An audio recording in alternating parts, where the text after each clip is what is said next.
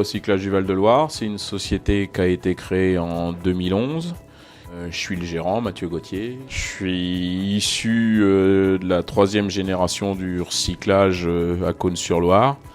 Le site 5 Allées du Tremblat est un site familial qui appartient à ma grand-mère. Aujourd'hui, fin 2018, a traité 18 000 tonnes de ferraille et 1200 tonnes de métaux, 800 tonnes de déchets, 200 tonnes de carton et 600 tonnes de bois. Aujourd'hui, nous faisons à peu près 3,5 millions d'euros de chiffre d'affaires. On est équipé de 2 camions grues, un camion pyrole, une semi, 2 pelles à pneus et une grue fixe pour alimenter la précisaille. Alors la précisaille, c'est notre outil de valeur ajoutée. Donc c'est toutes les ferrailles qui sont collectées aujourd'hui chez les particuliers, dans les collectivités, les entreprises, sont ramenées sur le site, triées. Et après triage, sont alimentés dans une machine qui s'appelle donc une précisaille, qui a 600 tonnes de force de coupe. Et ça sort un produit qu'on vend directement aux aciéries. Pour revenir à la partie ferraille, toutes les ferrailles ne sont pas traitées avec la précisaille. Il y en a encore qui sont traitées à la main de l'homme. Donc on coupe au chalumeau. Donc c'est toute une technique de travail qui est triée en amont. Et après, donc, comme on ne peut pas les passer dans la machine, c'est découpé en format d'1 mètre par 1 mètre pour partir sur les aciéries aux dimensions des fours Martin. C'est les dimensions pour lesquelles le produit est accepté.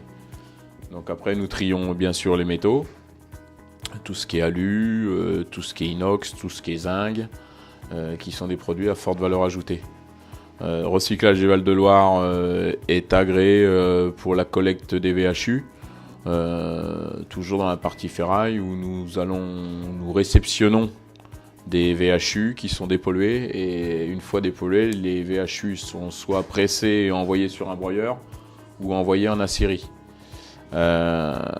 Pour les VHU, aujourd'hui, je pense que c'est la partie qui va être en pleine expansion.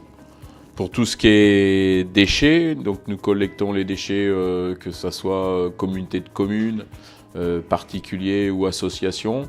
Donc les déchets de bois, carton et DIB qu'on appelle les ultimes, c'est donc des déchets qui sont triés.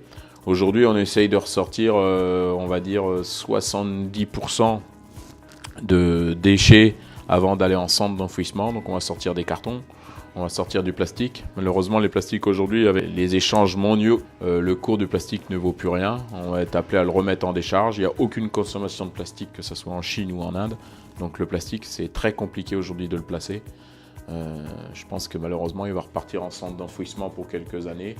Les cartons vont en papeterie. Et le bois sert à chauffer les usines pour fabriquer du pellet.